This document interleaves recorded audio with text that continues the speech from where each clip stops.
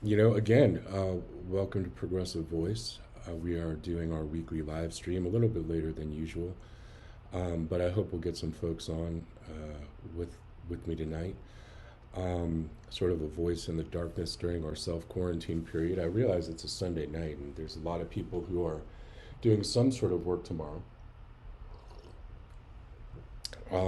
But I did want to get on and have a chance to chat with y'all. I was hoping, actually, one another reason we were delayed a little bit.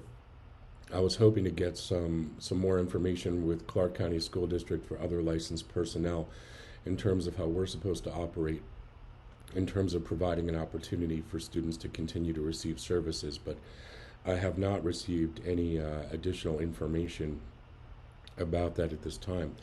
So, how's everyone holding up? I attached a link on the Progressive Voice page and on my own page where you can Skype in to our broadcast tonight. I'm going to just double check, make sure that nobody's waiting in the wings here. Okay, I don't see anyone waiting in the wings. So, if you do want to participate in this live stream, please go ahead and Skype in. I can put you up here in the room. Um, this is my old background. Wait a minute, this is the wrong background. See, this is what happens when we sort of have difficulty interacting with each other. Let's see if we can find the right one. Okay, there we go. There's the background I was used to for Progressive Voice. And the icon is wrong too, because I'm dealing with two different live streams right now. But if you can, jump on, join us, and participate in the conversation. How are you holding up? Is everybody doing all right? Are there difficulties? How is your self quarantine situation going? Uh, Anything that you're experiencing? And we're here to share some community with you and have a bit of a conversation. So one of the questions that we keep finding, and I certainly don't mean to offend anyone, but here's the question: where is Joe Biden tonight? We have been seeing Bernie put up live streams and virtual town halls and virtual conversations pretty much every night since this crisis started, putting forth a plan of action, acting presidential, and coming up with a way to help the American people. But he seems to be the only one doing so right now. So if you have any thoughts on that, please go ahead, shoot up a comment for us. We can share that with the group, or jump on in on Skype, and we are happy to put you into the chat so we can have a conversation.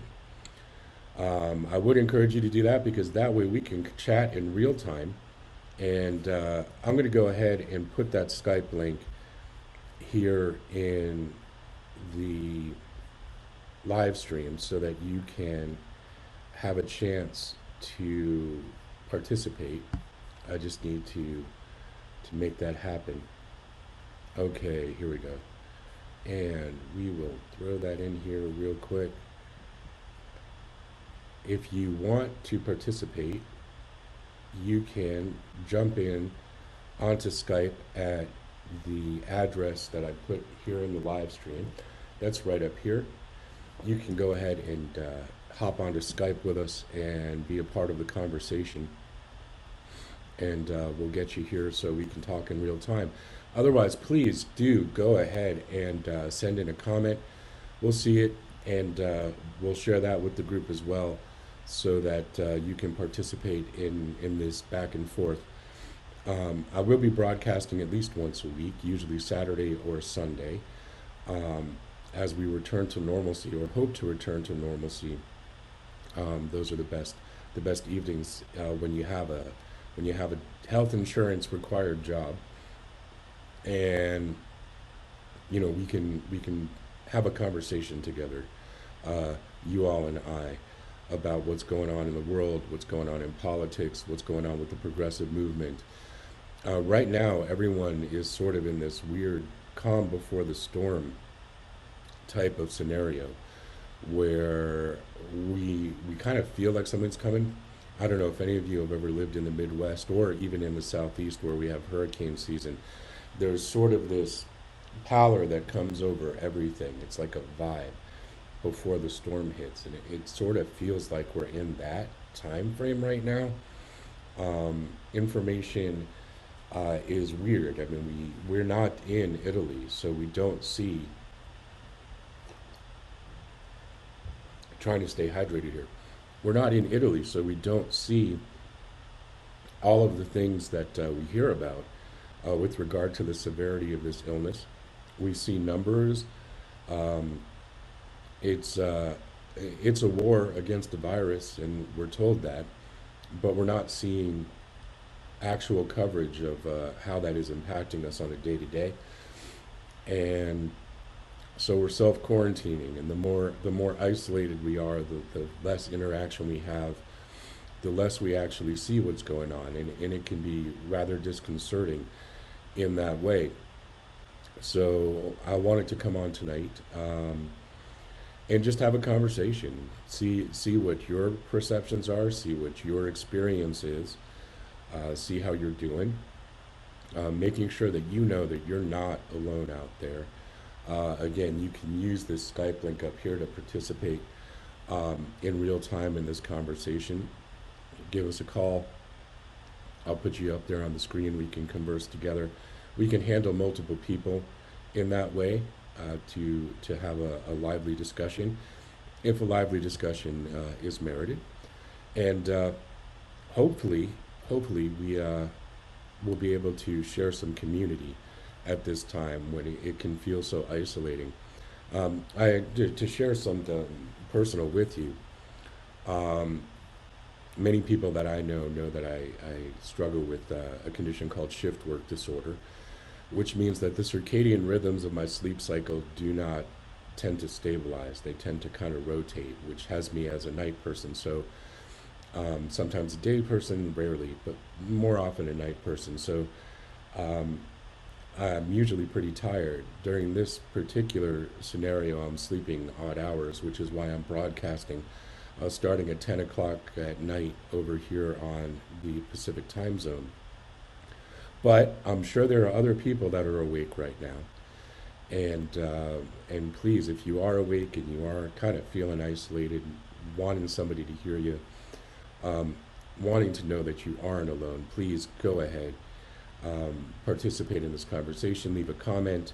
We'll see it. There's a slight delay on the comments. Use this link right here to hop onto Skype to talk with us. And by us, I mean me and the rest of the community that's tuned into this live stream.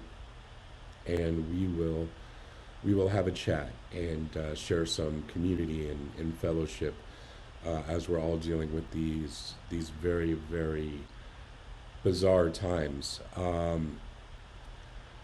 Also, I mean, have you left the house? Are you staying in the house? Are you taking walks? How are you dealing with this social distancing? Are you going to the store? Are you going to the store sparingly? I mean, how are you dealing?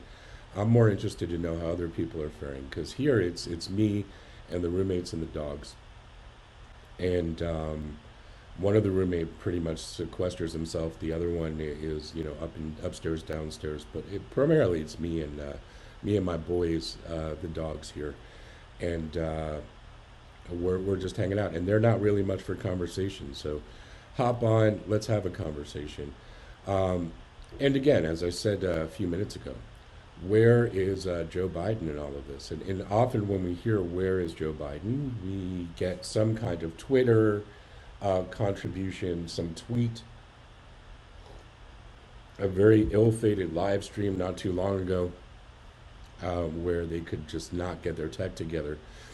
I mean, I have tech delays, but if you look at where we're at with our live stream here, I mean, we've got the backdrop going, we've got the ability for you to call in, we've got other stuff happening here. Hopefully the sound quality is pretty good, the video quality is pretty good, and we're able to make that happen. And by we, I mean me, myself, and I. So the royal we, I'm able to make that happen with you. Excuse me. So my question is, Why is it that the former vice president is not able to do a similar scenario, even if there's no live stream, even if it's just um, the individual talking with an audience via Facebook or via Twitter or YouTube or something? It's really not all that difficult or that complicated. And we do know that Bernie's doing similar things.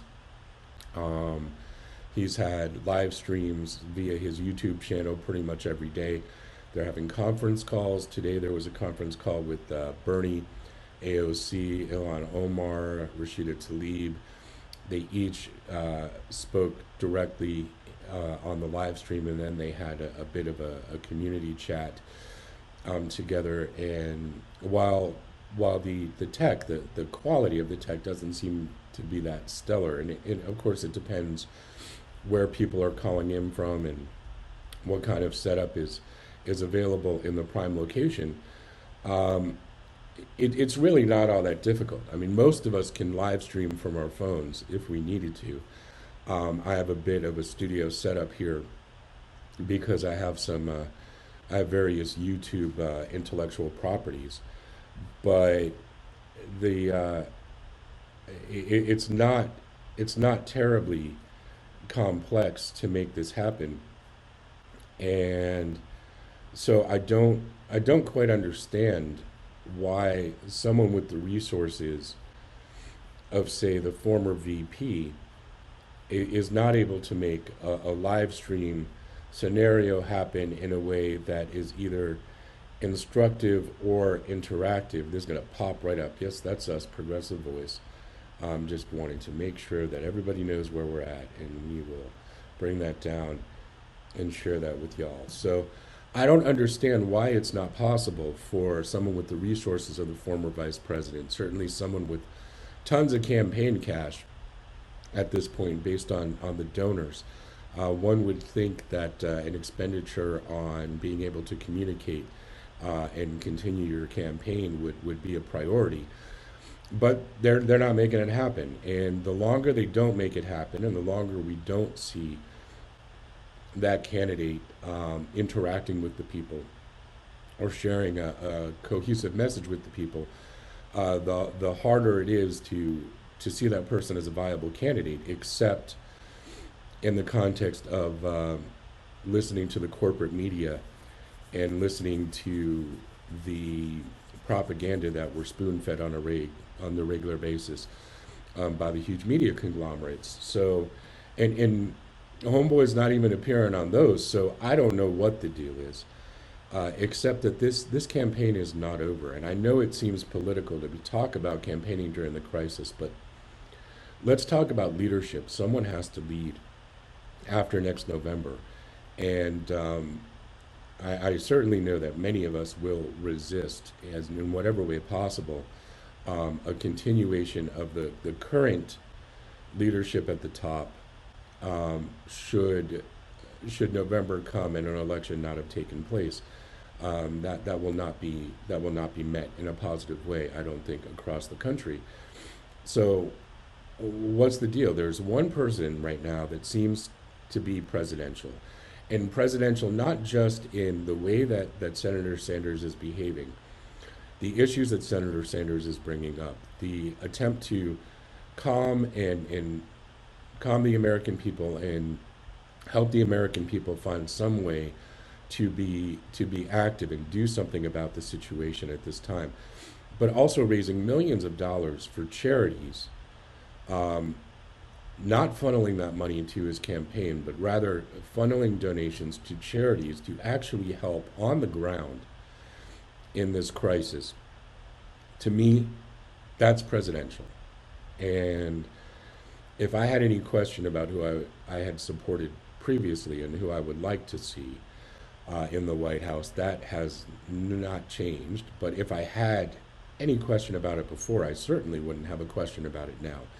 There is one person in this crisis that is acting like a leader, one politician that is anywhere near contention for the White House, and that person is Senator Sanders. And um, so we need to remember also that this thing is not over. Hopefully, we will get through this crisis. We will weather this crisis, and most of us will come out of it the other side and be healthy and see what happens after. Of course, the economic crisis will be ongoing, and we have a person in Senator Sanders who's trying to deal with that before we hit critical mass on that situation. But there will be an after this. There'll be a before this virus and an after this virus.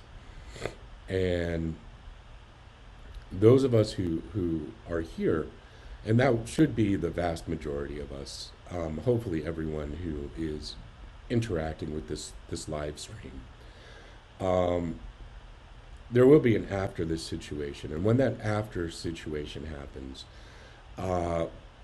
we're going to have to get back to the business of having leadership in this country. And only one of the people who has put their name in the hat or currently has their name in the hat for that position is actually acting like they deserve that position at this point. And I know to talk about that right now seems almost mercenary. And I don't mean to minimize the crisis that we're facing right now at all. But as we have said, and I'm actually going to quote, of all people, or paraphrase, of all people, Mayor Pete, who kept saying at the beginning, before he basically was promised something and got behind Biden. He was talking about we have to have something that happens after Trump. We have to elect a president for the day after Trump. We have to look at what we're doing for our leadership for a day after this current crisis, after this virus is kind of in our rear view, at least for the short term. And we have to look at what this country is going to be facing at that point in time. I mean, to not do so is myopic and short-sighted. So, we do still kind of need to be aware of how that is happening and what that looks like, because there is a day after this. The sun rises, and one of the weird things, at least for me, is as you may hear, I'm kind of congested and I got a scratchy throat and all of that lovely business, which for me, I'm fairly certain, based on all of those criteria that they talk about, I get nailed with the allergy season every single year. Here in Vegas, it's kind of like, oh, the weather is beautiful, which means I'm going to be miserable, and that's my personal struggle with that. So the stuffy nose and the sore throat and the scratchiness and the congestion, only some of those are symptoms of our current issue. But nonetheless, I am trying to take care of myself, get rest, stay hydrated. All of those nifty things that I would do in a regular allergy season and that I'm doing right now. But there will be a day after this. The sun will come up eventually, and this global crisis, this of the illness part of that anyway, will be in our rearview mirror. And we're going to have to get busy with the business of moving forward with our economy, moving forward with our elections, moving forward with our leadership. And as someone who does have some investments now, I'm trying to ignore that end of it, because it doesn't do any good to watch that roller coaster, because it's going to settle in where it settles in. And there's really not much that I can do about that at this point. But I have some elderly neighbors across the way, and I make sure that I peek outside. If I see the gentleman outside, I wave, exchange pleasantries, make sure that they don't need anything. I mean, if you are young and healthy, and by young I mean, not elderly per se, pardon me, I'm like readjusting because my microphone monitor is a little iffy right now. But if you are a person who is in good health, who is not in a serious risk factor, and we know it's kind of invisible whether you're carrying this thing or not, but still you can practice safe social distancing and help your neighbors who may not be able to help themselves, or help your neighbors that are struggling. Make sure that you can help them to see to it that they have food or the supplies that they need, um, or just wellness checks to make sure that they're doing okay, even if you don't interact with them in a way that could communicate any kind of illness. If you just make sure that your neighbors are hanging in there and are okay, and don't need immediate attention, that is absolutely something that you can do if you have neighbors who are in a risk factor. Um, it's a strange time, and we're kind of disconnected from this time. And even though we're all connected in ways that we previously haven't been, like this live stream, for example, there's also the factor of a disconnect because we don't see reporting that much. The only time you really see any kind of reporting is when you watch sort of international coverage of the crisis, but from an international outlet. CNN, MSNBC, most of what you hear are talking heads. And one of the things that they'll tell you or tell us as a global community of people they want as consumers, one of the things that you'll hear is that they're not news, they're infotainment. When they're trying to express a lack of responsibility about unbiased coverage or about objectivity or about covering news that actually matters to us. One of the things that you'll hear is we're not news, we're infotainment. And if you watch them,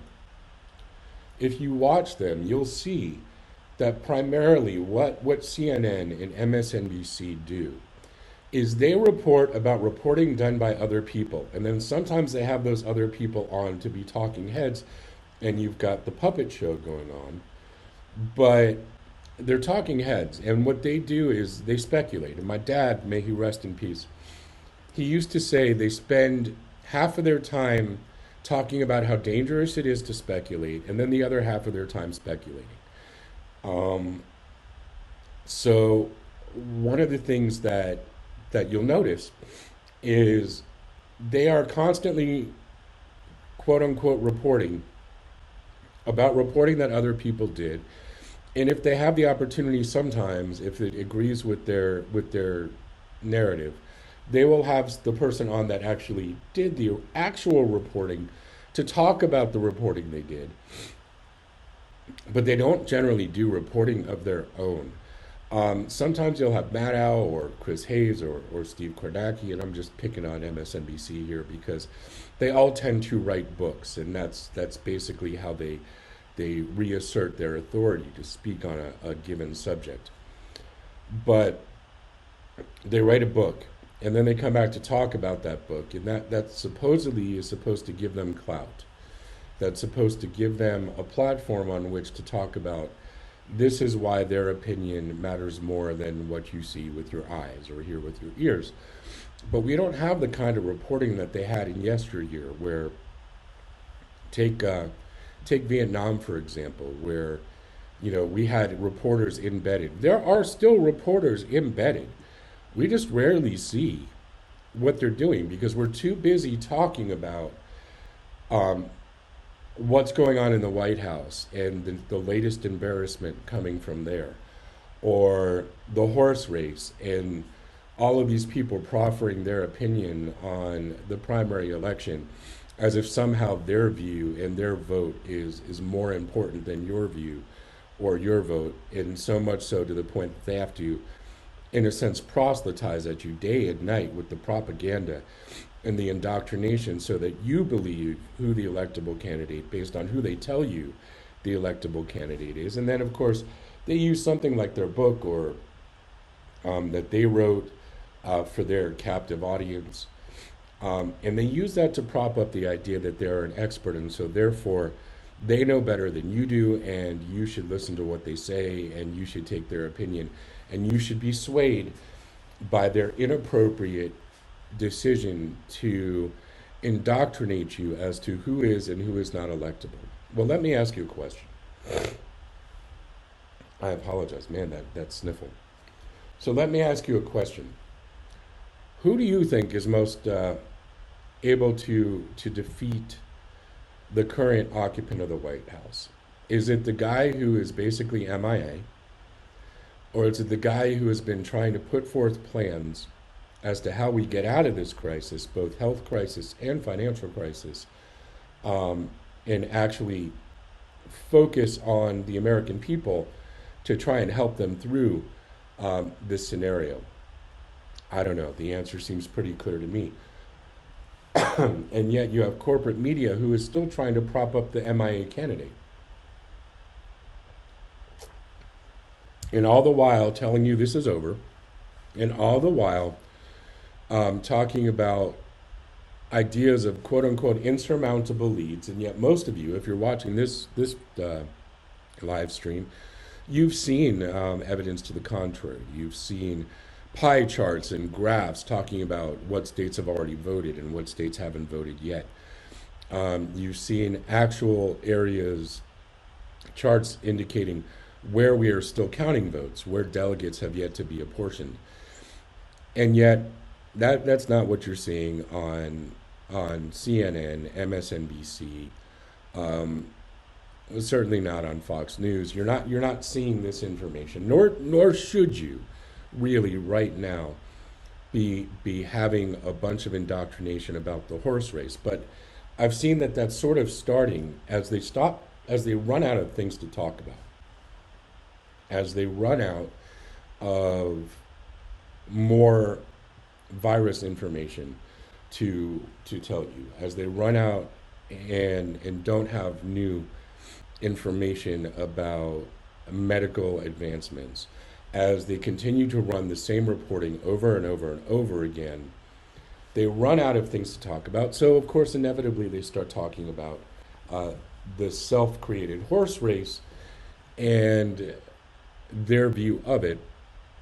And they say things, yes, frankly, like I do as well, which is I don't mean to politicize a crisis. So they'll say that, and then they'll go about politicizing a crisis. They'll talk about how what's most important is that you stay safe and healthy. But while you're staying safe and healthy, let's try and prop up the candidate that is MIA because, well, we need to do something.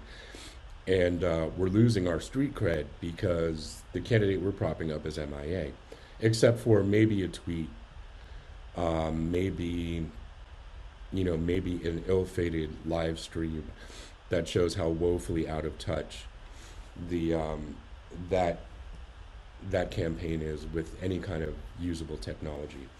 Again, y'all, this is not intended to be me ranting and adjusting my headphones again. This is not intended to be just me ranting. This is intended to be a conversation here in the dead of night for some of you, in the late evening for others of us. It's meant to be a conversation, so make sure you comment. I want to know what you think. I already know what I think, and in this time of self-quarantine, I spend way too much time with my thoughts. So I already know what I think. I'd like to know what you think. I'd like to know what your experience is. Give a shout out. If you know me and I know you, give a shout out so that I know you're doing okay. Go ahead and join the Skype conversation. Here is the Skype address right there. If you hit that address, that'll allow you to connect into the Skype call. I can go ahead and I can put you on the screen or not put you on the screen. That's entirely up to you. But we can have a conversation. We can have an interaction.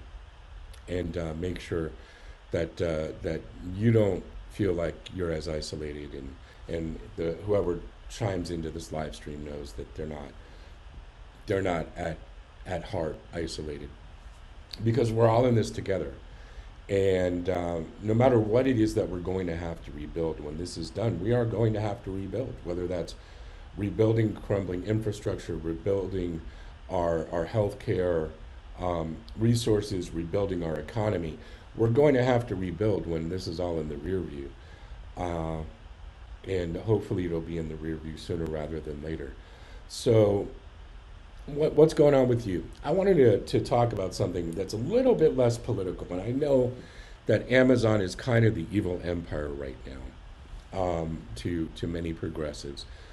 Um, but I mean, what are we going to do? Sit in silence, or sit silence in quiet meditation and contemplation? We're going to consume media. We're going to read books. We're going to watch television. We may go on a binge fest of stuff we've already seen or stuff that's in our personal video collection, or we may stream stuff or catch up on things on Netflix that we didn't have a chance to see during the normal workaday way of life that many of us encounter. But I watched something interesting um, the past, before I got sleep and then came back on and was live streaming with you. I binge watched Hunters, which is on Amazon, and I'm sure there are other ways that you can get it. But the TV series, Al Pacino, a number of other very very talented actors, and it was interesting. It was weird. It was really weird, but so much of it was actually, factual information, interesting, detailed analysis of the ramifications on people who dealt with the Holocaust, and particularly the Jewish people, of which I am one. But the way that it kind of interspersed certain staples of modern Jewish life, that we see if you grew up in that community, but also different angles in which the Holocaust had impact that a lot of people don't talk about. And I posted something about this on my personal Facebook page because I found it interesting.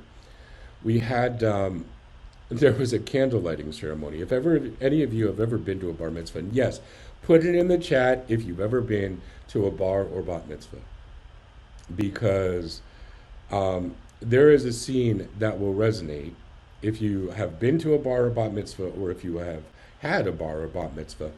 We have this candle lighting ceremony, and the candle lighting ceremony is a tradition, and you have people that you call up that are at the party, and there's a rhyme. It's like bloody bloody bloody blah, end the word, bloody bloody bloody bloody blah, end the word. So bloody bloody bloody bloody blah, come light candle number whatever. And you have relatives, either individually or in small groups, come up and they light candles during the candle lighting ceremony. And it's a tradition. And, I certainly experienced that rite of passage. Not necessarily my best poetry, but I experienced that rite of passage. My family experienced that rite of passage. We all experienced that. I know there are going to be people who may see this live stream who were at my bar mitzvah. Welcome, love you all. Great to see you. I'm not, well, great to see that you're here. But so there is this thing in, like, I think it's episode 2, where they're introducing the members of this sort of vigilante cell of Nazi hunters.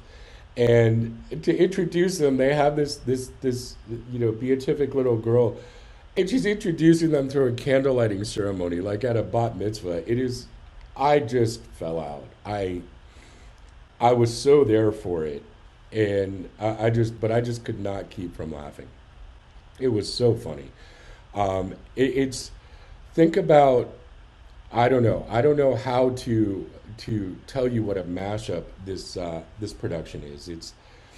It's like Tarantino style Nazi hunter story, but with someone who actually, by someone who actually grew up in the Jewish faith, in American Jewry, and at the same time had a wider sensibility about the whole thing that that was really really unique. I mean, man, there was a dance number at one point, like a musical number from the '70s, and this thing was like it was consistent story wise and narrative, but it was like all over the map stylistically, and there is a twist which I'm not going to spoil for you, but it's certainly worth watching if you got nothing else to watch.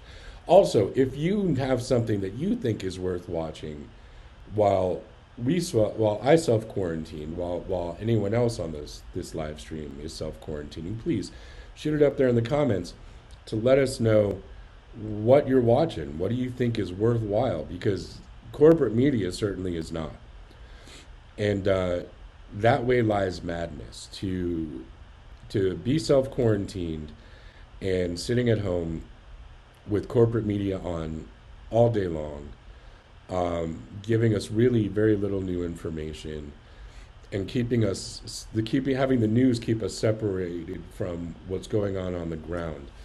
I mean, we hear terrible stories coming out of Europe, coming out of Italy, coming out of other places, and we see our numbers rising. But we that seems unreal to us because so much of the media that we're not used to being able to trust the media to give us actual information or news. So it all seems like some kind of broad, vast entertainment show, which in many ways it is. But we're not seeing the real consequences of this virus on the ground so much yet. And I hope and send send energy out into the universe, to manifest the idea that we don't really experience firsthand the extremes of what this current health crisis could be. But we really have not, as by and large, seen that yet. And you know, because we have that distance from it, I mean, most of what we concern ourselves with is what do we watch on Netflix or any of the streaming services that we have? Do we binge um, movies and video from the House of Mouse? Do we clear out the Netflix queue? Do we suck it up and put our moral ambiguities aside with regard to Amazon and see what's new on Prime and binge watch content there? I mean, we have access to so much more content, and now one of the things that they're doing is they're starting to pre-release video that is actually in the theaters, and it's not cheap, but you can see stuff that would otherwise be in the theater that you're not going to go and visit the movie theater because you don't want to be in that kind of a crowd, but you can still see some of that content, or some of the studios are releasing content that way. And don't think it's all as a way to come together as a country and provide entertainment in this crisis. They want to not miss their opening day, and they still get paid when people stream stuff. So you want to go ahead. They want to go ahead and still get their money from doing that. But hey, it's an industry. The truth is, it does give you access to some things that you might otherwise go and see in the theater, and that's okay. So, what are you watching? I mean, there's a lot of things. I see there's a couple of you on, and we fluctuate in terms of the number of people that are participating in this live stream. But those of you that are here, I mean, it's not tough to write a comment. And if you do have Skype, and I know fewer and fewer people have Skype, but they don't realize that it's part of Microsoft now. But nonetheless, you can join the conversation at this Skype address right up here, that is posted. Type it in, or if you go to the Progressive Voice Facebook page, there is a link to it, in on the news feed, and you can just click on the link, and that'll take you in to the Skype call. Speaking of which, I want to make sure that I'm not missing anybody on the Skype call. Nope, not missing anybody on the Skype call. So hopefully, with consistency will also come, greater participation. I see that there's someone on. Give a shout out, say hi. If you do come on, give us a shout out, say hi. Let me know you're here. Let the rest of the people, if there are the rest of the people on this live stream, know you're here. and we can participate in a give and take. This is not meant to be me shouting out over the shouting cliffs. This is intended to be me, um, as a friend, being accessible to you, to make sure that you know that you're not alone, and we can chat about things.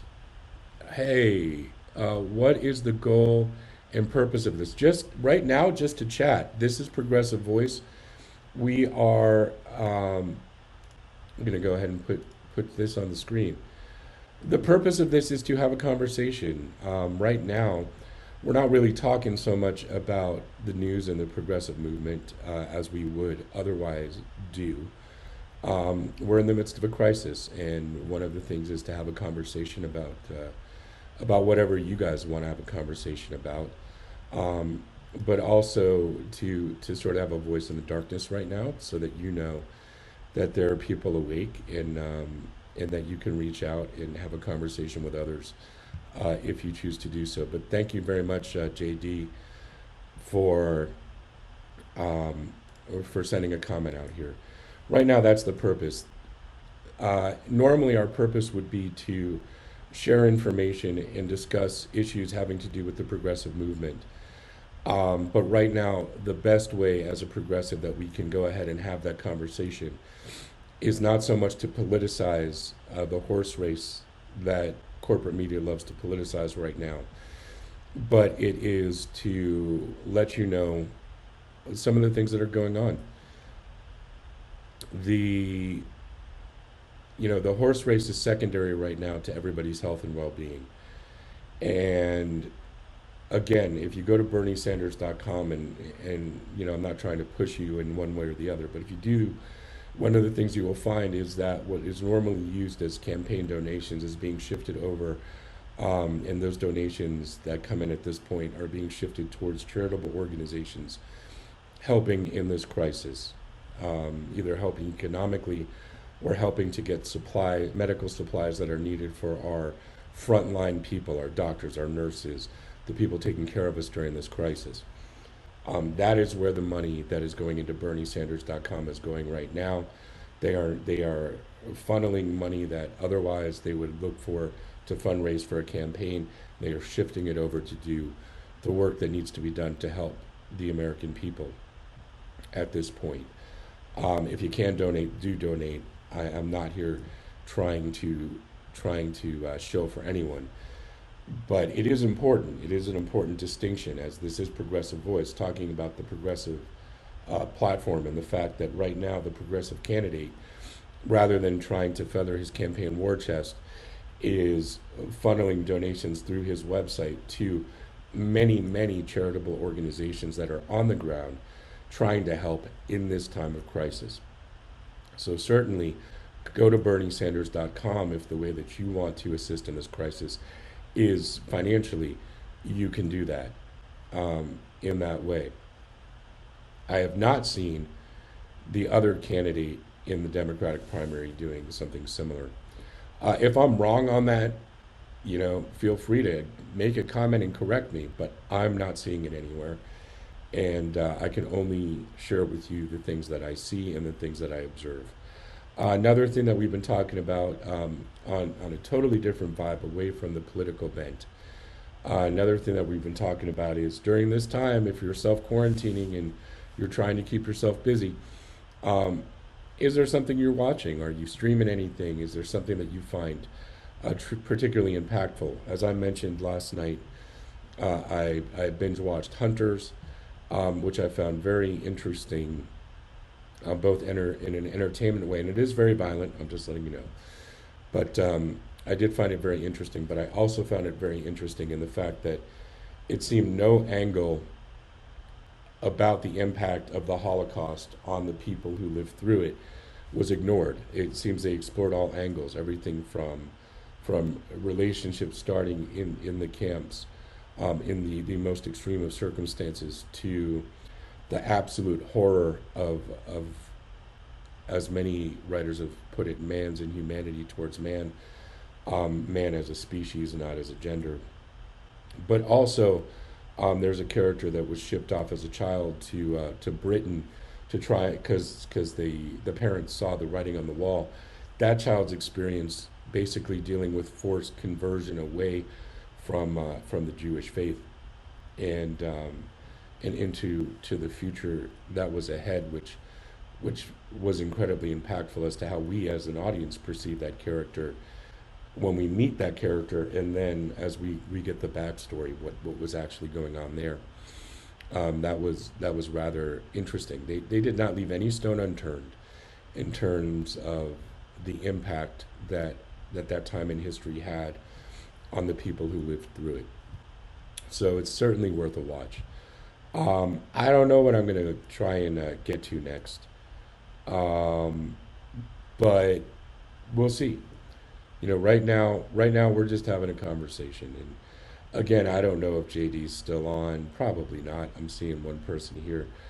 Um, just to share this up, what is the goal and purpose of this? Right now it's just to chat, have a conversation, be consistent with the live streaming schedule, and if there is more political stuff to talk about with Progressive Voice, progressive issues having to do with politics, to engage, educate, and empower your progressive voice, the progressive movement.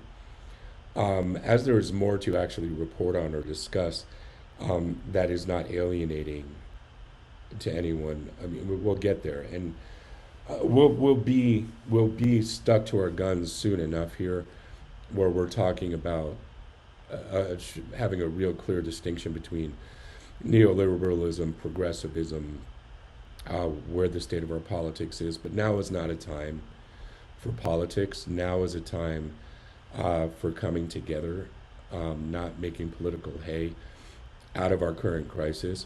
But this is a political info outlet, independent media outlet, and opinion commentary information.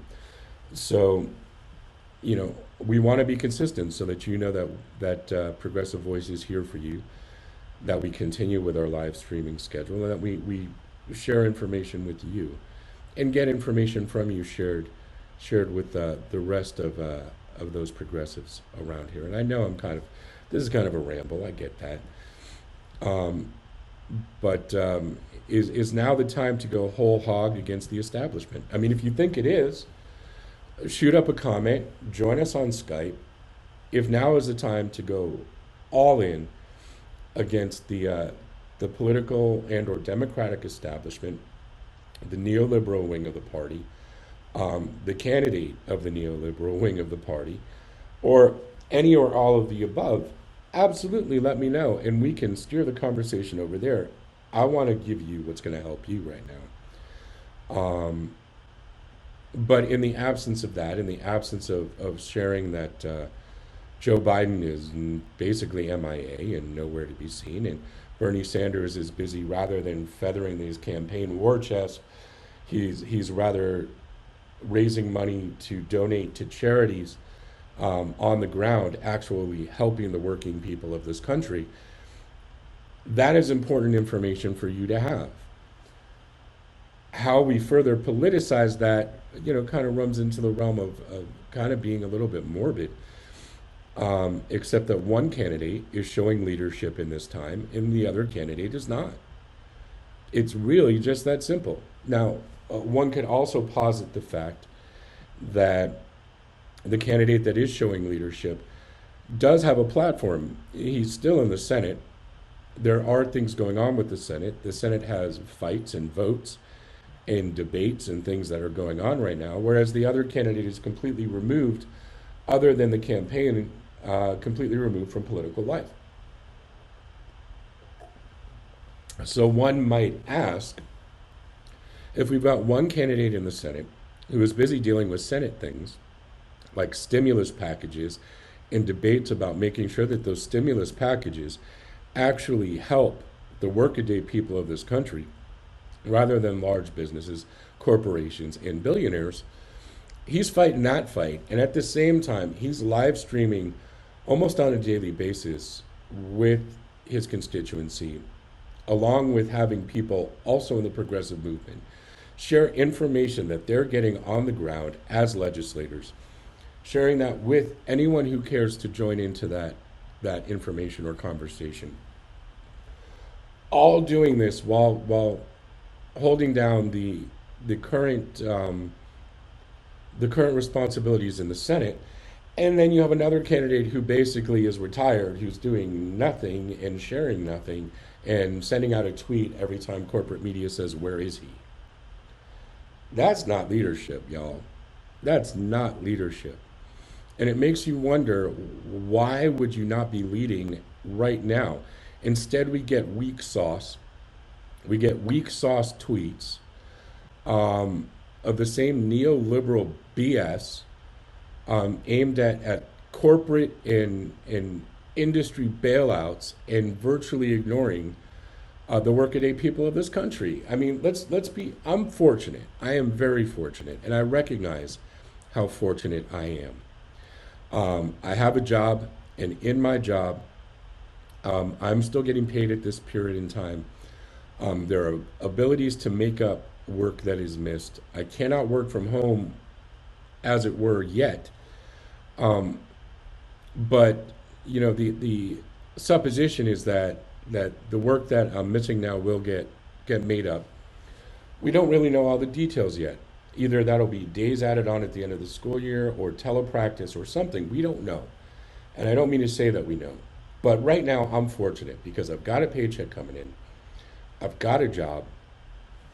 And I'm still able to work on the other occupational things that I have, like this broadcast and building progressive media presence with Progressive Voice, and also working on my stuff as an author on my other intellectual property, the Inkstain channel. So I've got those things going on, and I'm able to continue to work, and I'm able to continue to move those things forward.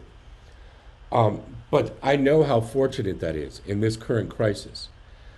And I know that we are truly facing a crisis. And to have a complete and utter lack of leadership by the person who wants to be president of this, one of the people, I should say, who wants to be the president of this country, is unconscionable to me. And it leaves me wondering why. Why? If you want to be president and you think you're the best person to be president, why basically the media blackout, unless your corporate media stooges go ahead and call you out on it? Because if they turn on you, then you got nobody.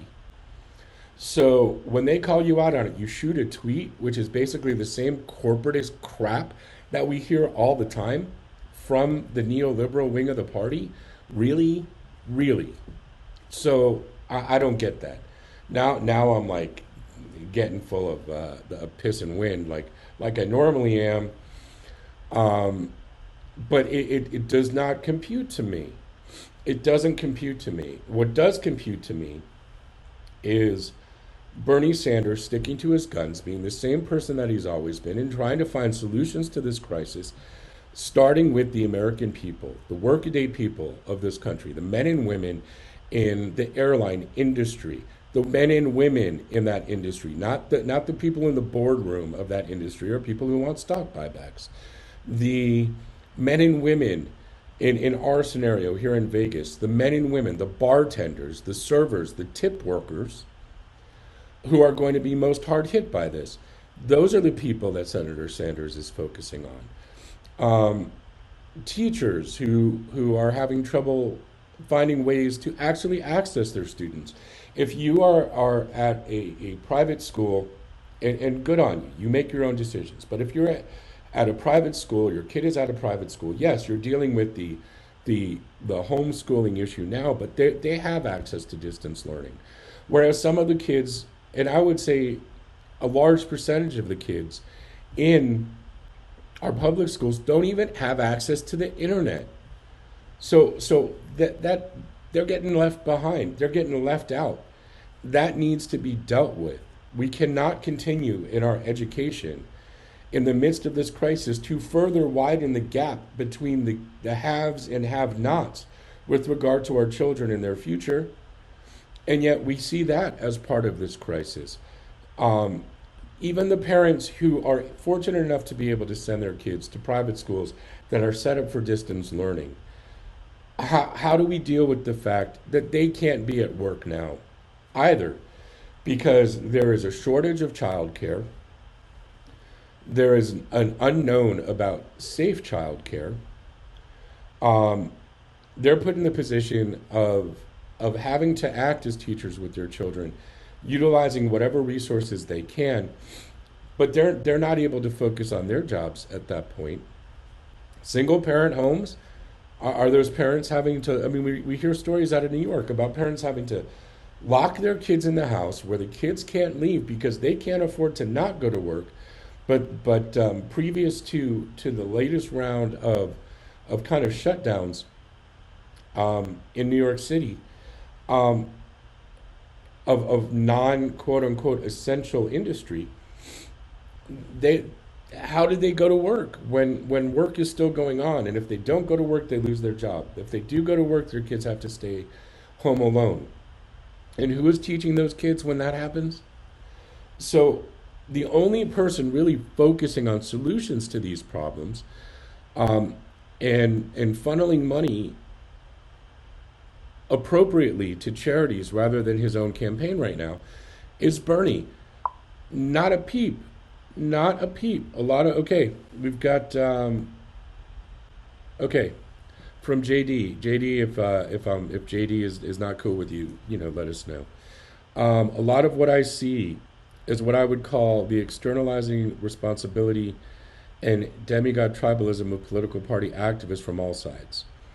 This focus on voting into office some kind of saviors rather than individuals taking responsibility, learning how to think better, and maintain mental health, mental self-defense, critical thinking, fallacy awareness, diet, exercise. Yeah, sure. I'm not gonna disagree with any of that. But what I am talking about is actually, we live in a country where for far too long it has been pull yourself up by your bootstraps and rugged individualism for the working class and the poor, and socialism for the wealthy and large corporations. That's the reality. That's where we've been. It is not possible to pull yourself up by your bootstraps when your bootstraps are rapidly disintegrating out of your hands. And that's to assume you had boots to begin with. So, yeah, I get what you're saying. We each have to take some responsibility. But what we're finding is the populist right and the populist left are a lot closer in terms of understanding each other than the current establishment right and establishment left. And I know I'm saying right and left, and for you, I'm probably looks like I'm saying using the wrong hands. It's okay. Welcome to the wonders of the video camera. But the fact is, our populists are pretty much together on what needs to happen and who needs to be supported in this crisis. It's our corporatists that are having the problem because they see corporations as more important than people. And I was shocked. We were watching a debate. Either it was a debate or the weak sauce attempt at a live stream that Joe Biden had put out. But one of the things that was there is we had a Democratic nominee for president who was um, literally espousing the merits, the fallacious merits, by the way, but literally espousing the merits of a trickle down economy in response to this current crisis. Are you freaking kidding me? We know the trickle down economy doesn't work, and it certainly doesn't work in a crisis. And what we need is direct assistance to the people who need it. You cannot pull yourself up by your bootstraps when either you had no boots to begin with or your boots are rapidly disintegrating in your hands. It doesn't work. We need help. People need help. They need assistance, and they need front line assistance. And if you want to say that has to start with those people that provide the frontline services to help us deal with the health crisis first and foremost, I get that. I understand. But the workaday people of this country needed help before this even started to try and survive. And it's only going to be worse. And to say that we need to we need to have some kind of individualism, or by getting proper rest and nutrition and self-care. And I agree, we need all of those things: mental health, self-defense, critical thinking, fallacy awareness, diet, exercise. Yeah, that's great. But if you don't have access to food, how's that going to work out? If you couldn't get access to food at the beginning because you were not in a position to be able to stock up because you didn't have money to do that, you cannot say it's they're at fault. You can't. They didn't have the money to begin with, and now they're in a way where not only do they not have money, they also don't have access. And more people are going to be in that situation as this continues. And there's only so much that can happen. And I'm not talking about. I do want to address something that JD had posted. I'm not talking about electing a savior, and that's one of those fallacies that people have about those who support Senator Sanders. Just to share a brief story for anyone who doesn't know it, and if you do, I'm sorry if you've heard this one, but I'm going to go there anyway. What interested me in Senator Sanders back in 2016, I was watching, of all things, the Republican debates and listening to them go at each other. And they were on a break, and for some reason, I think it was CNN, decided they were going to cut to some B-roll while they were waiting for something to happen. And they cut to some B-roll of the Democratic primary, and I wasn't even facing the screen. I heard this behind me. I heard some guy with an accent that sounded like some of my relatives, and he was talking about how no one who tells you what they're going to do for you, when they're president, if they're saying this is what I'm going to do for you, they're lying to you. Because no president, no matter who they are, is able to get done the things you want done without a movement of people demanding it from their legislators. So back in 2016, the slogan was "A future to believe in." The slogan wasn't "not me, us," but he was talking "not me, us" even back then. And it's not about Senator Sanders, because it's about us. It's about positioning someone in the White House who will not, say, veto Medicare for all. If we can somehow have a miracle, if you don't believe in Medicare for all, that is certainly your right. But if you do, and we somehow get a miracle and get it past the House and get it past the Senate, we need a president in office who's not going to veto that. If we get climate change legislation, such as a Green New Deal, which puts millions of people to work, transitioning from a fossil fuel economy to a green energy economy, which is what we need, outside of this global pandemic situation, that's what we need. Those needs are not any less so because we're in this pandemic. They're just not the focus of where our efforts are because we're in this pandemic. But we need those things. The person at the sort of front of that movement in this scenario, which would be Bernie Sanders as a nominee for president, or as a candidate for the nomination for president, it's not about an ideologue. It's not about finding a savior. It's about having our representation do the things for us that we put them in office to do, which is be our voice. I did not vote for Jackie Rosen and Catherine Cortez Masto and I cannot believe, Stephen Horsford. I did not cast my votes for them against the Republicans so that they can then go to Washington and act in the best interest of large corporations and wealthy campaign contributors and lobbyists and the consultant class. That is not why I cast my vote for people who are supposed to share at least the majority of my values. So it's not about looking for a savior. It's about expecting the people who ask for me to vote for them to represent me to actually represent me. That's what I'm looking for. We send people to Congress to represent us. And I don't remember what it was. I took very seriously, and no, I'm not running for office, but when 2016 was here, and we were electing representatives to serve as delegates to the Democratic National Convention, and I hate to relitigate 2016, and I'm not relitigating that election. But what I am going to say is, it was very clear to me, and maybe it's because I'm a policy wonk or a geek or a nerd, and that's fine. I don't care. Throw whatever you want at me. It's all right. The screen is a really good buffer for that. You'll get the inside of my screen dirty, but it's not going to hit me.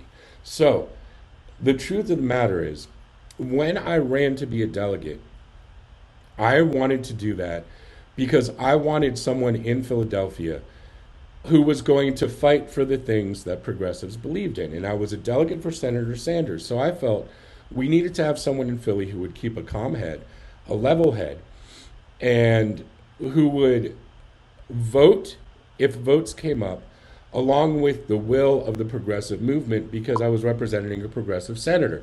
So the fact is, I took very seriously the fact that we had a certain number of Democrats in Congressional District 4. And that the congressional Democrats that we had in Congressional District 4 had elected representatives by whatever means to go to the state convention, and that those people were electing representatives for them in Philly. And I had the numbers. I think it was something like 150,000 people, 150,000 Democrats or something that were in Congressional District 4. And there were 2 district level delegates. So each of us basically, and don't, if you want to fact check these numbers, that's fine, but I'm just giving an example. So basically, the 2 district level delegates for Senator Sanders that were allotted for Congressional District 4 each represented approximately 75,000 votes. I took very seriously the fact that my actions in Philadelphia were representative of the 75,000 some odd progressives that wanted a voice at that convention. Because to me, that's what elections are about. So, yes, I would prefer in a primary to have a candidate who really does share my values. And then when it comes time to elect them, I will vote for who more closely shares my values. Unless, and I'm talking about down ballot, the people who actually represent me specifically in my congressional district or my assembly district. And that's what their job is. It's not about finding a savior. It's about expecting my representation to do their freaking job. I don't expect them to go there in the House or in the Senate and vote on behalf of anyone other than the people who voted to put them there. We have another thing. I think this is JD again. It is JD. I appreciate your, okay, this is a long one. We're going to take up the whole screen for you now, JD, because everyone gets a say, and what you have to say is important. I don't know if I'm going to agree with it or not, but even if I don't. I appreciate your sociocentric opinion. Wise assistance is addressing causes and implementing long-term resolutions. Yet as we look around most, not all, areas of our society, the assistance is focused on symptoms and short-term band-aids. I am for Medicare for all, yet it is not really health care. It is more disease symptoms management for all. Bernie cannot save us from ourselves. Trump is only the tip of the iceberg of a high percentage of mental defenselessness. I think you mean defenselessness, and unhealthy individuals.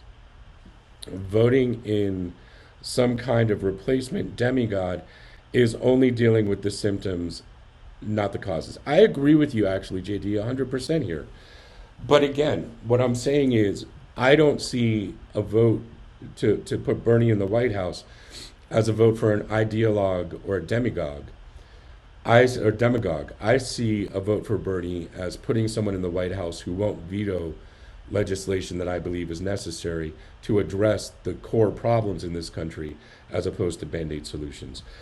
But a question that I would ask anyone who hops onto this live stream while we're still live, and we'll be live for a little bit yet, what I would ask you is, in our time of crisis right now, what we cannot just focus on a long-term solution.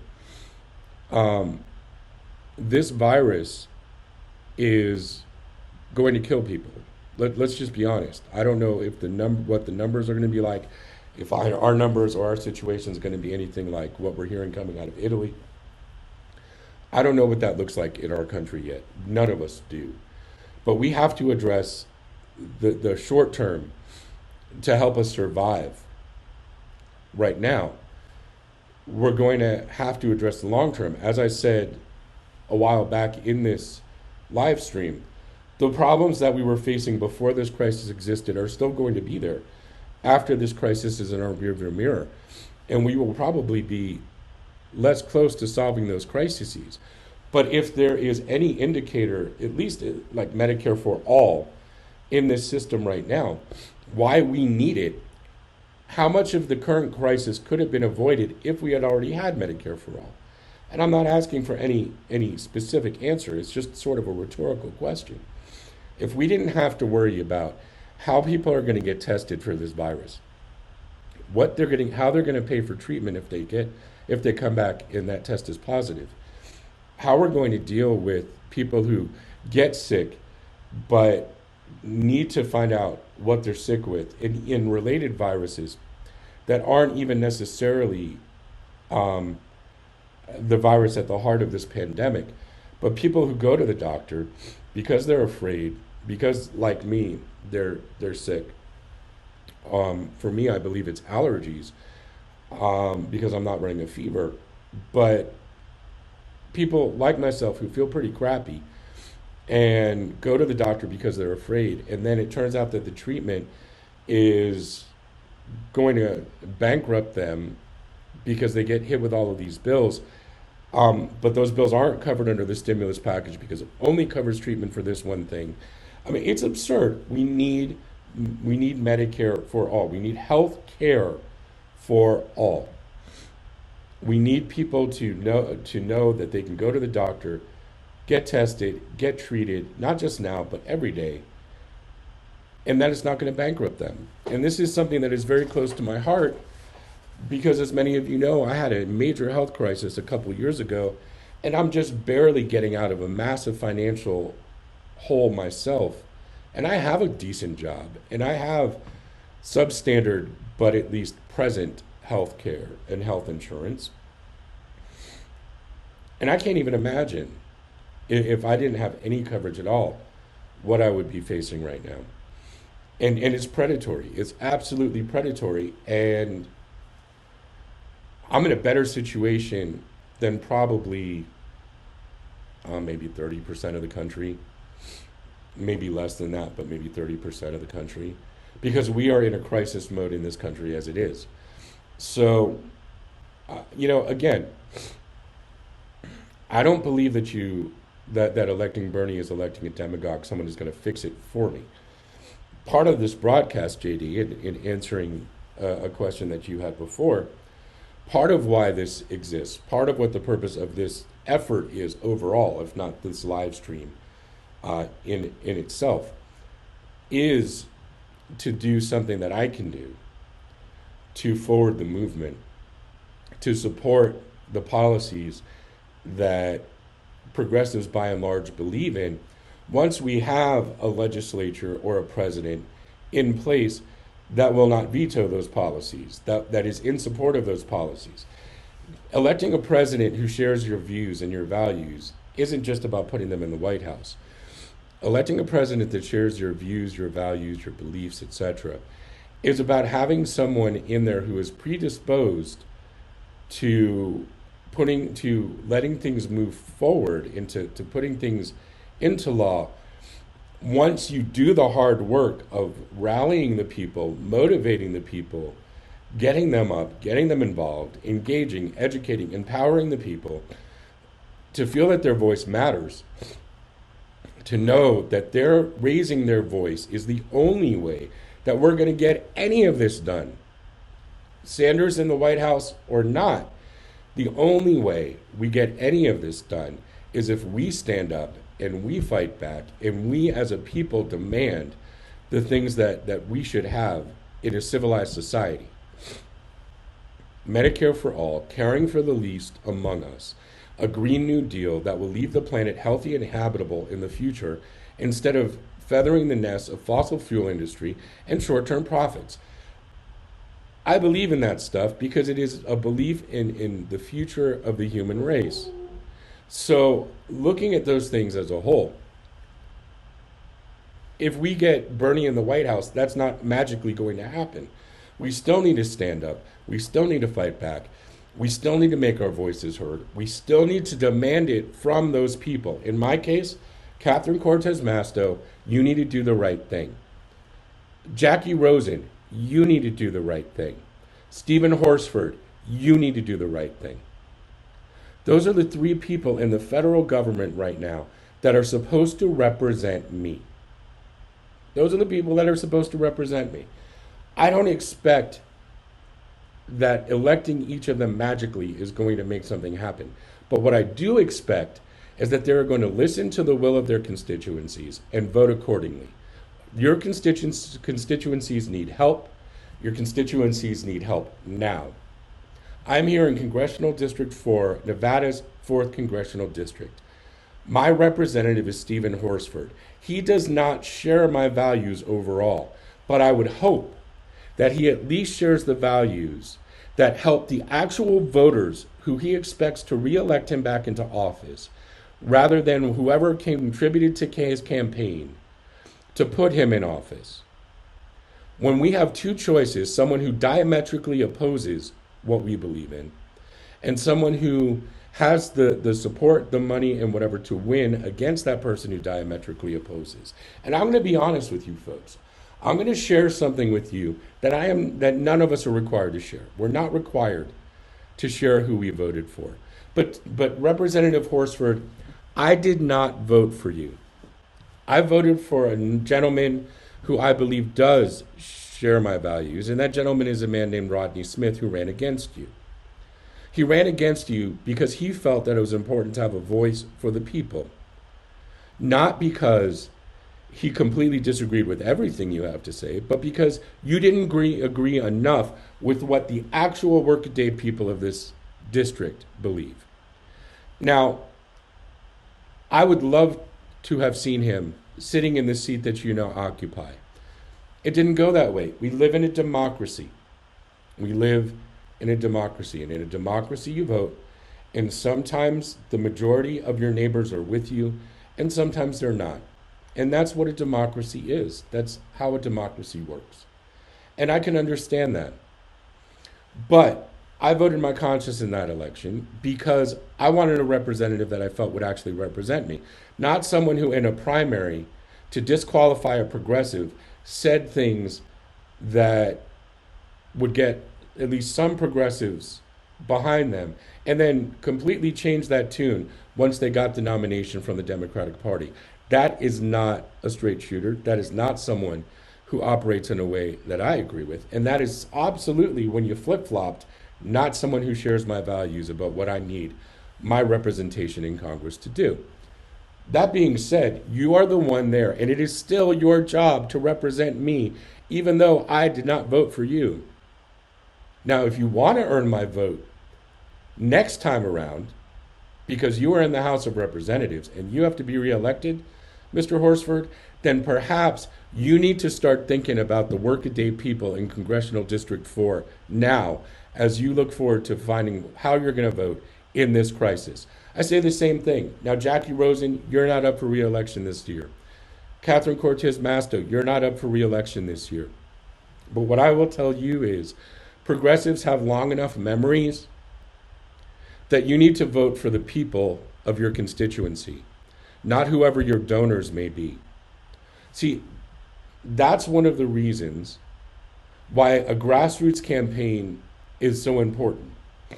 Because when you are a candidate who truly is grassroots, where your donors are the people who actually vote for you, your donors translate into larger numbers of people to show up to the polls, that's who you're answerable to. You're answerable to your donors. And when your donors are the people, there's no question about who you answer to. When your donors are the establishment and the bundlers and whoever got you there,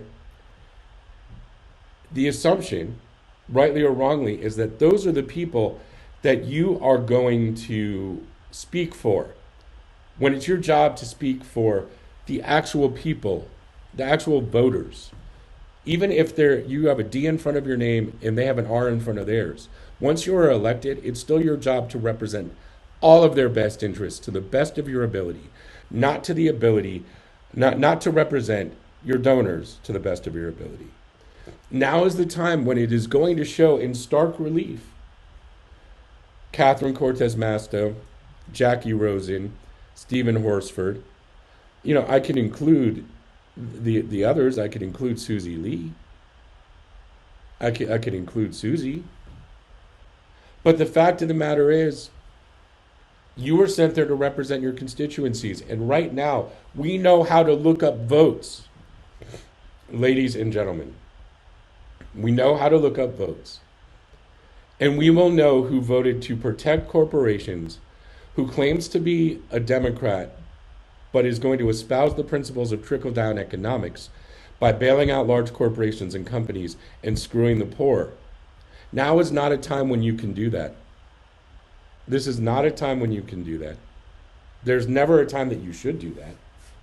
But this is absolutely not a time where you can do that, because we are going to be watching. We are going to be looking to see how you vote. And when it comes time to determine whether or not you are going to keep that position, this vote here is going to be critical to knowing whether people are going to come out and vote for you or whether they're not. And you can no longer, in a crisis like this, you cannot depend on status quo politics to get you through. You can't. I mean, you can, physically you can, but it's not a safe bet that status quo politics will somehow keep you in office when the vote that you make in the next couple of days, the next weeks, unfortunately, possibly the next months, will directly impact your constituency's ability to survive. You can't depend on the corporate media to prop you up then. You can't depend on the NB Dems to prop you up then. You can't rely on Harry Reid to prop you up then. Because the fact of the matter is, you work for us, and it's time for you to work for us. It's that simple. It's that simple. And we have a mechanism. We have a mechanism by which we can fire people who are supposed to work for us and don't.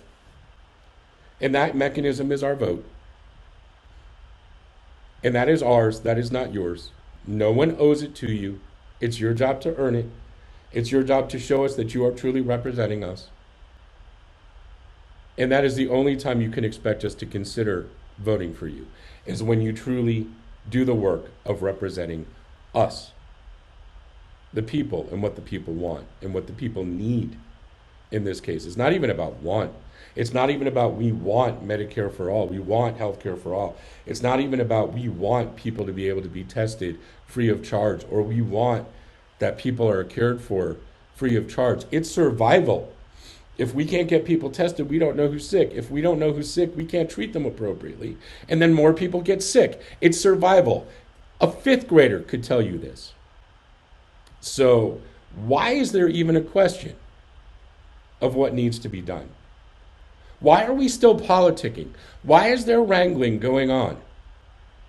Why did anyone have the tenacity to put forth the bill that bails out large corporations and billion-dollar industries, while basically saying that most people, if they see a dime, are going to see $600 on a one-time payment? What is that? A couple of trips to the grocery store to buy, if you can find what you need to die a little bit more comfortably? Is that what you think is okay? Because that's not okay. That's not okay.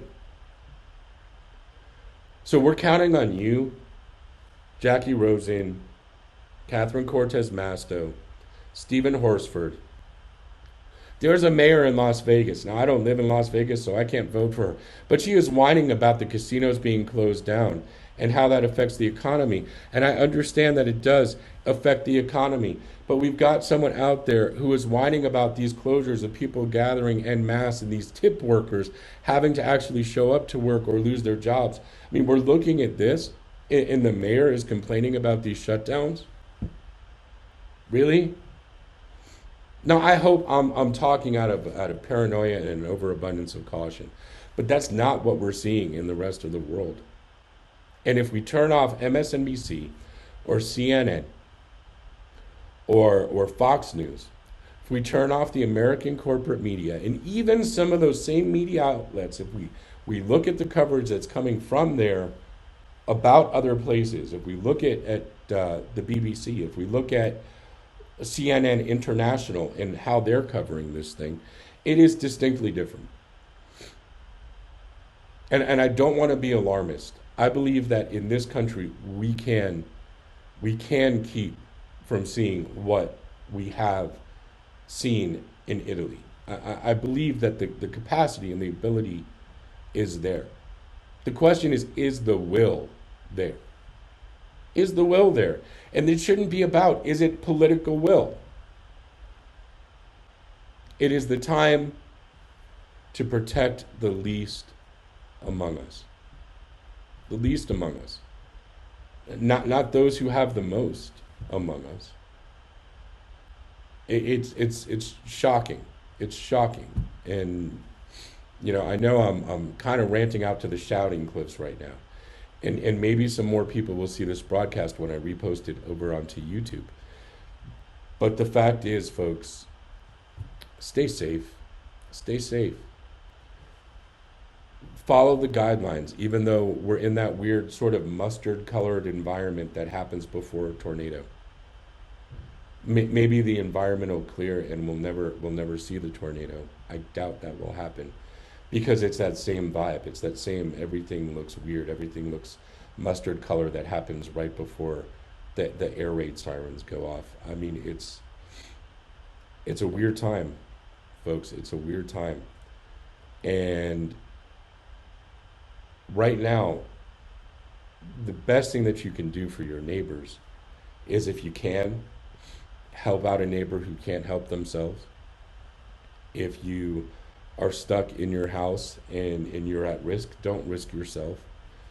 If you have the means, if you go to berniesanders.com, I'm not sending you there about a vote. I'm sending you there because that's a centralized location where your donation will go to any number of charities doing significant work. It's that's why I'm sending you to berniesanders.com. If the same mechanism were there for the other guy, I'd be sending you to that website too. I mean, the fact is, people need help. We have another comment, and I'm thinking it's from JD again. It is from JD. Let's put it up here.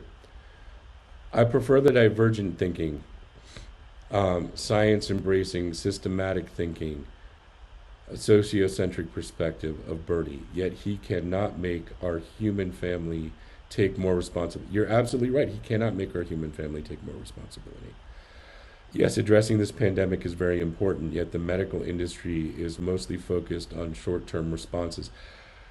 I I hear what you're saying, JD, but we're in a catch-up mode right now. In my view, we're in a catch-up mode, and we are we are trying to catch up to this thing because the leadership put us behind the eight ball, and we're trying to get in front of it. But I hear what you're saying.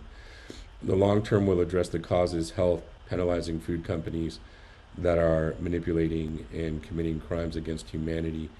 The massive overuse and abuse of antibiotics in the animals is killing yes, the animal killing industrial complex. I am not a vegetarian, but I respect your right to be one. Sadly, Bernie is the outlier in the pool that we have to choose from. To be our leader needs a massive upgrade. You are absolutely right. I couldn't agree more. I wish, I love Bernie as a person, and as a candidate, but we don't have a bench. We don't have a bench of progressive leaders, and we need one. I'm sorry to make a sports reference.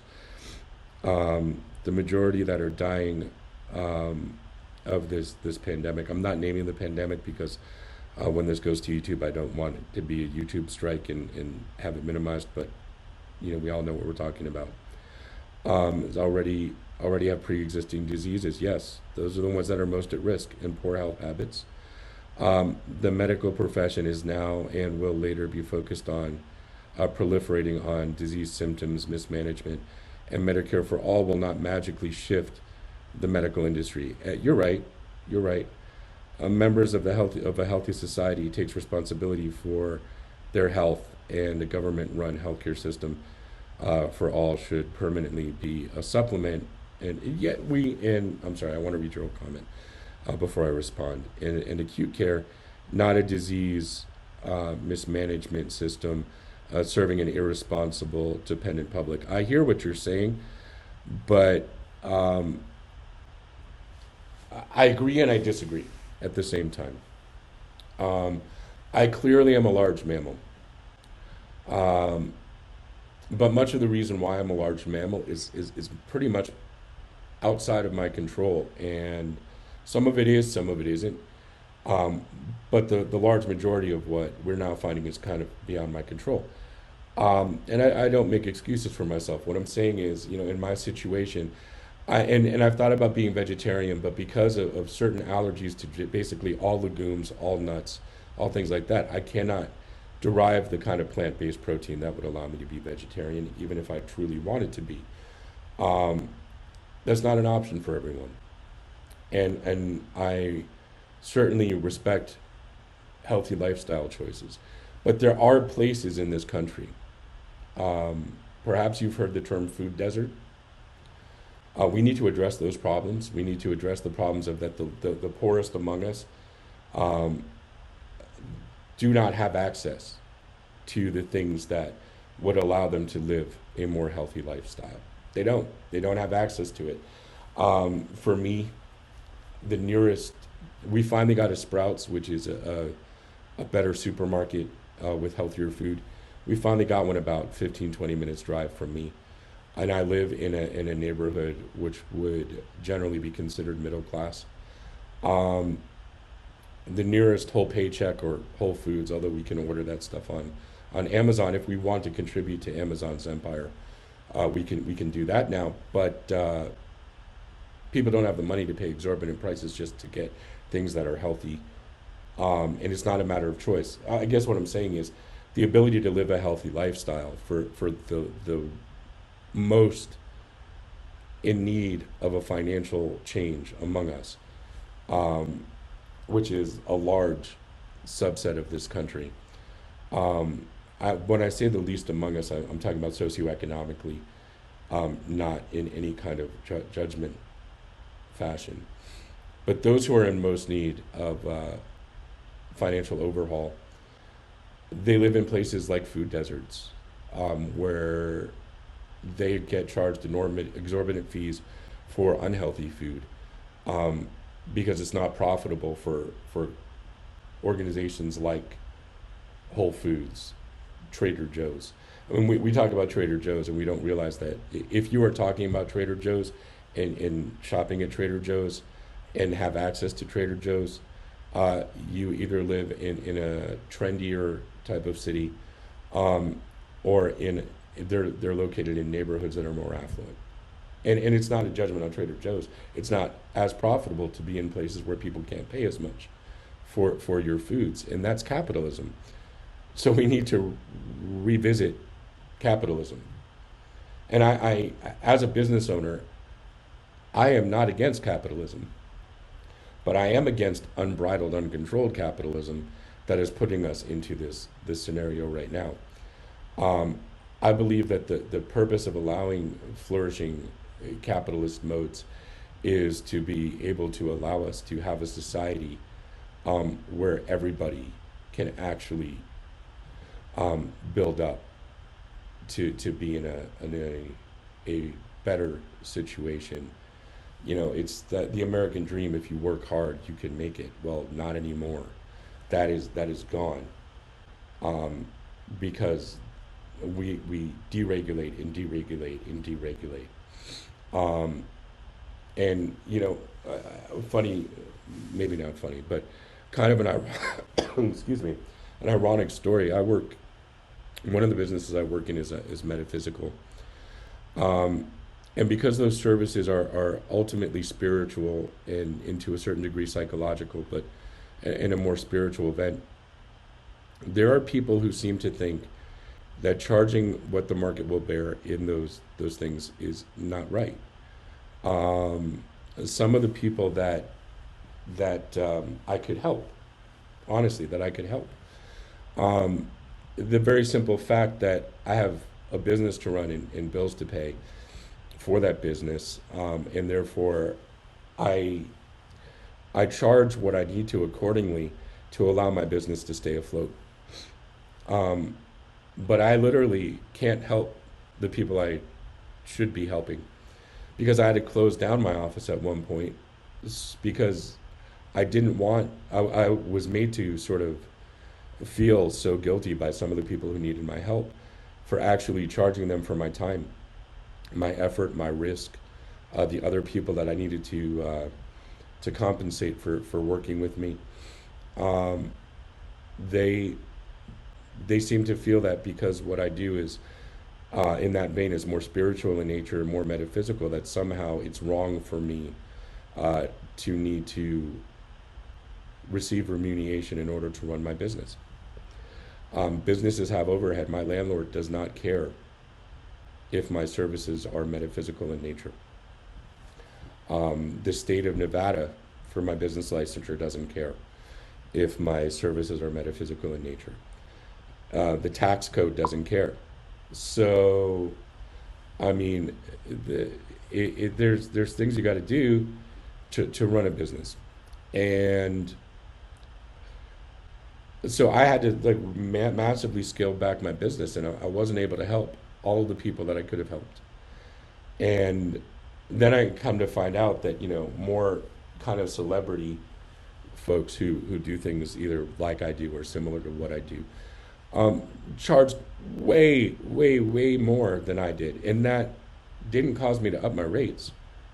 It just caused me to wonder why is it that I receive grief for needing remediation to keep my business afloat, and yet people are willing to pay exorbitant amounts of money for similar services.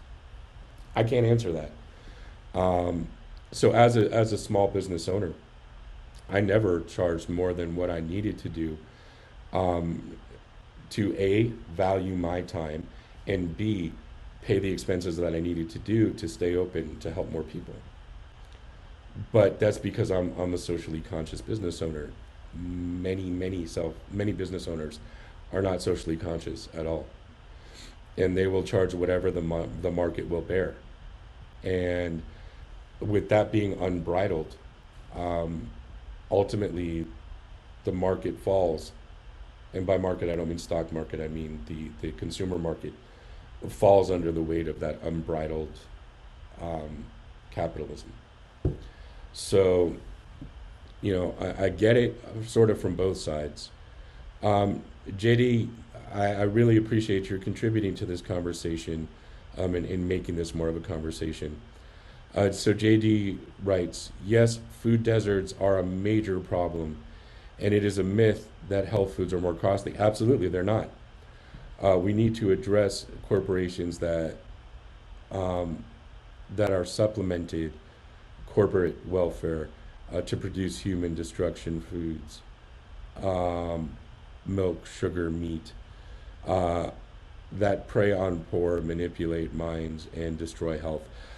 In theory, JD, I agree with you. Um, the the there is a myth. There is a myth that the foods that are presented in a more healthy manner actually cost more money. They cost more money to mass produce, and that mass produced food by its own nature is less healthy.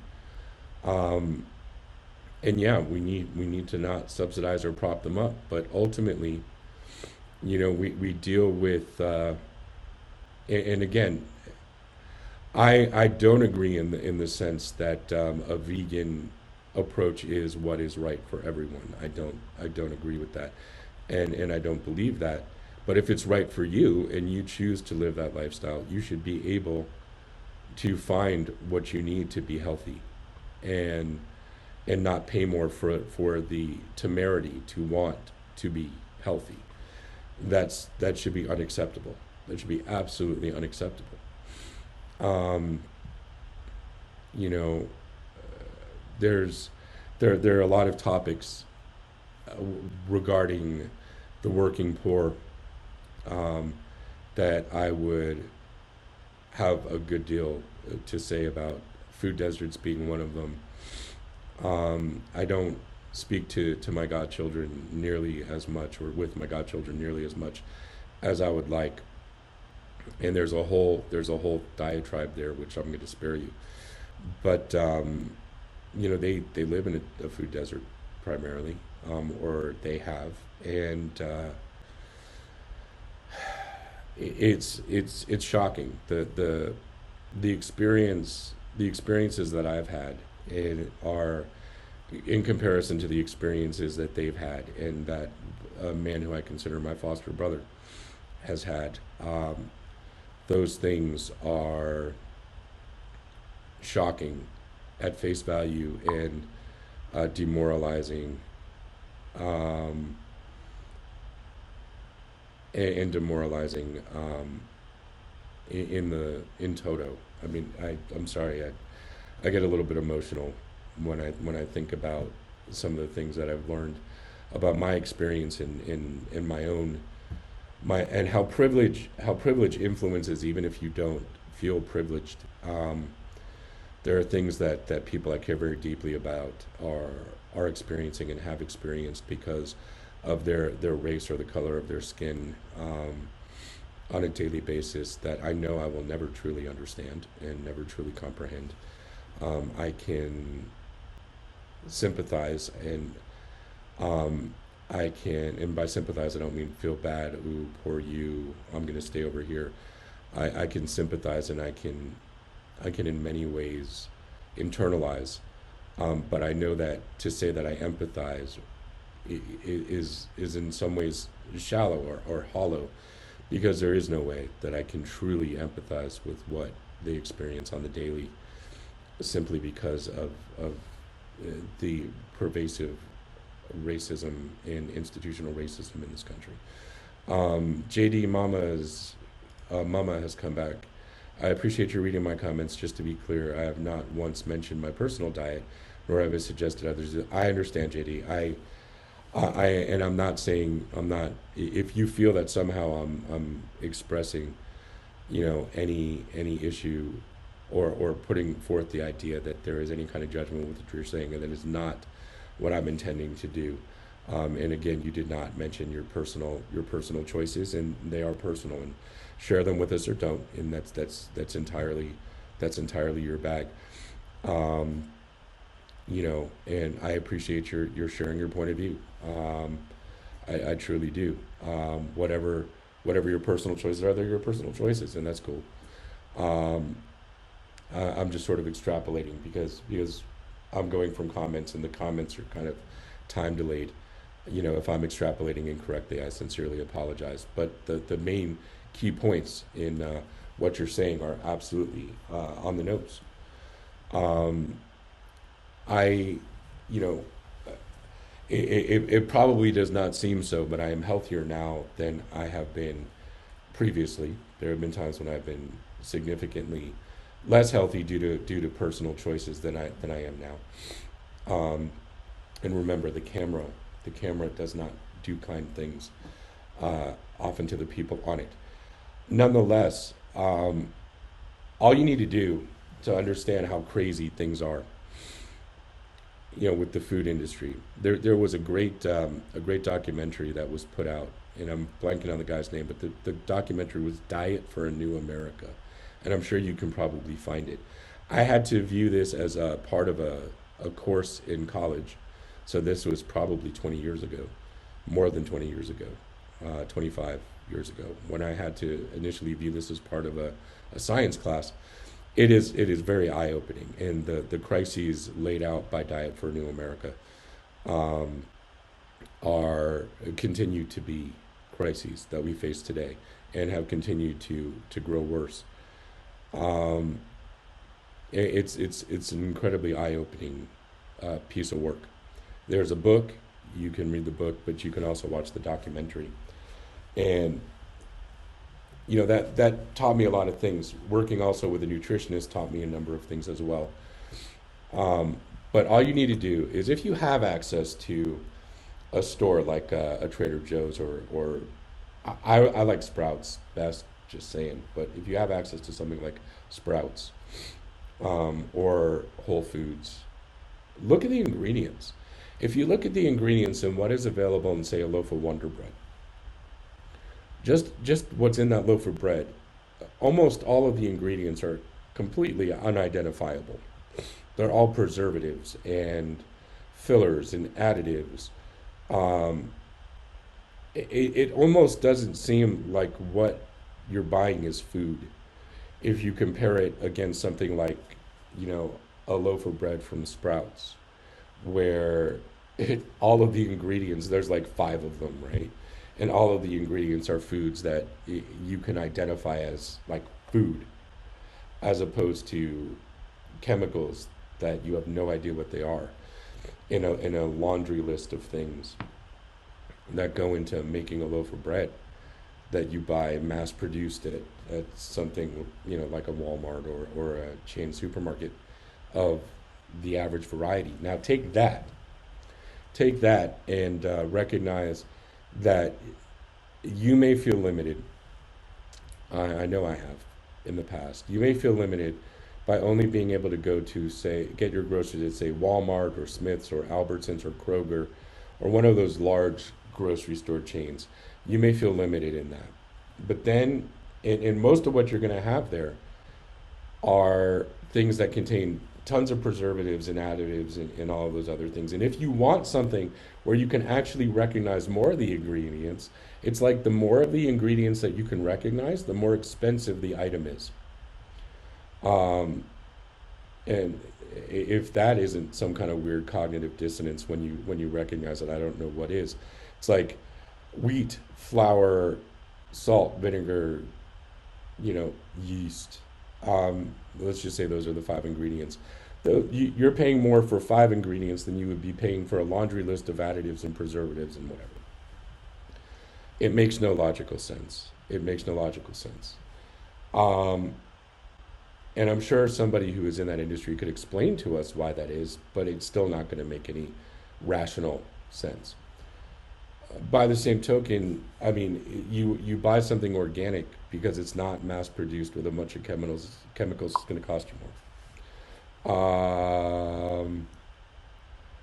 And you know, it's it's crazy. It's crazy. And one of the things that I noticed, I mean, I top 300 pounds. I put that right out there. I top 300 pounds. And even at my skinniest, I was built like a linebacker, and that's just the way it is.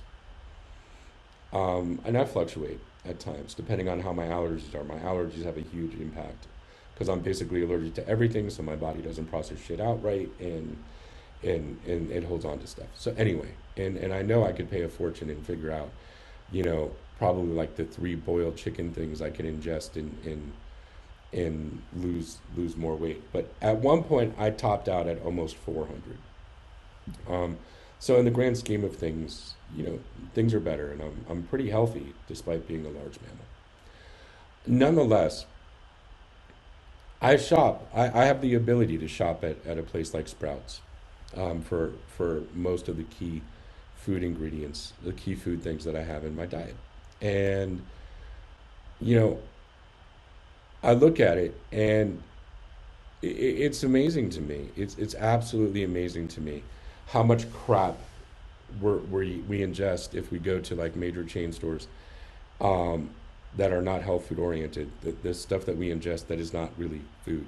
And when I made the transition to actually just eating stuff that is actually food and not stuff that is a bunch of other stuff aside from food, it's like probably 50 pounds dropped like that. Now I would have a long way to go. I admit this. Not here to talk about my own struggles with body image, but the fact is, when I took all of those the majority of those fillers and additives and all that other crap out of what I ingest. Stuff came off like right away, right away. Um, it is the stuff that we are forced to, that we have are forced to eat based on access that cause us to be, by and large, unhealthy. JD had another comment, so let's put that out here. Yes, Diet for a New America is one of my all-time favorites. The producer, John Robin, walked away from his family's massive inheritance from Baskin Robbins. Yes, and thank you very much for posting that link. Look in the comments, ladies and gentlemen, there is a link. I knew that he had come from a fairly wealthy family, but I had forgotten what it was. There is a link here, which you should be able to get to by clicking on it in the comments. Um, and JD, please let us know, is that Diet for a New America that you're linking to, or is it just John Robbins' story? Um, but I would highly recommend going there. It Watching Diet for a New America caused me to stop eating red meat entirely for decades. Um, After I went through a surgery, I started eating red meat a little bit, but sparingly, because of the iron and a way to get it. It's not important, but by and large, I stopped eating red meat on the regular because of Diet for New America. I stopped eating mass-produced breads on the regular because of Diet for New America. Um, for years, it had a massive impact on my consciousness and how I viewed both the food production industry, the meatpacking industry, our need for, why we need bottled water, how we're destroying our environment with this industry. We're killing ourselves and our environment at the same time. What kind of logical sense does that make? But we need as JD had pointed out previously, we need a real true shift in the way we do things in this country to prevent illness. Number one, we shouldn't be using our healthcare system um, to to by and large prevent illness that we could be preventing based on what we do in our environment and the foods that we have access to. Um, we spend time developing drugs for sickness that we cause that are being perpetrated upon us based on our access to healthy nourishment. We need to change that, and in changing that, we will also reduce a great deal of burden on what I hope will ultimately be a Medicare for all system. When Medicare for all, exactly as JD had just stated, I apologize for shifting, exactly as JD had just mentioned in the comments a little earlier, our healthcare system needs to be about dealing with acute illness and chronic illnesses that require healthcare and medical care. It needs to not be about necessarily preventing illness that we contract because of what we have access to with regard to nourishment. When we have access to healthy nourishment, we no longer have as much chronic and acute care. And it all goes hand in hand. And this is not some weird fringy, progressive, hippy dippy, whatever. It's very simple. If the food that you have access to eat is making you sick, and then you have to go to the doctor, or you have access, even in a Medicare for all system, you go to the doctor, and you're just going to keep making yourself sick because all you have access to is stuff that's going to perpetually keep you sick. Um, we need to break that cycle. We really, really, really need to break that cycle. JD had another comment. JD, I cannot tell you how much I appreciate your helping me make this a conversation rather than a one-sided rant at a camera. Oops, John Robbins, not John Robin. Yes, link is Diet for New America. Also, he spoke at 2013 at Google. Right, great. Thank you so much for including those links. You have saved me from having to look them up later. Um, and when I repost this to YouTube, because I'm not streaming concurrently tonight, because we're kind of rambly and not as much on topic as usual. But and I will be doing live streams once a week, just so you know. And JD, if you ever want to come on as a guest, I can Skype you in. I can Skype you in now if you want, but I can Skype you in, and we can have a real conversation and share important information with whoever happens to tune in. So again, JD has graciously included these links, both to Diet for a New America, which everybody should check out because the information will open your eyes. And I guess this is also his speech to Google. So those links are there for you. Okay, so we got. I don't want to go over 2 hours tonight. A, because my voice is a little iffy, and B, because I don't want the stream to be all that long. I know people who have difficulty. Well, I still teach kids how to speak in front of groups, but one of the, they have a hard time talking in front of groups for a minute or 5 minutes is like a nightmare to some of them. And I obviously have no problem getting in front of a camera and just speaking out into the universe. Sorry, speaking out to the universe for a couple of hours. Funny story. A friend of mine from high school, someone I care very deeply about, did a video, and I'm going to try and link it here. Hopefully, she won't mind. She has a band, and they did a song called "Do the Elephant" about coughing. Elephant trunk. Yeah. So it's very funny, and very worth checking out. And I will link that here if I can. And shout out to Ashley wherever you are, New York, Chicago, whatever it is you're doing. Hope you're cool with me linking "Do the Elephant." Spread the word about keeping people safe. It's funny because this was targeted sort of towards pre-K, preschoolers. Um, but sometimes that's what it takes to teach people habits that will keep us safe in a global pandemic. So, anything I can do to promote safety during a global pandemic is wonderful. Okay, so JD, thank you so much for participating in this conversation. Um, Anyone who's hopped on or watched, thank you so much for being a part of this live stream.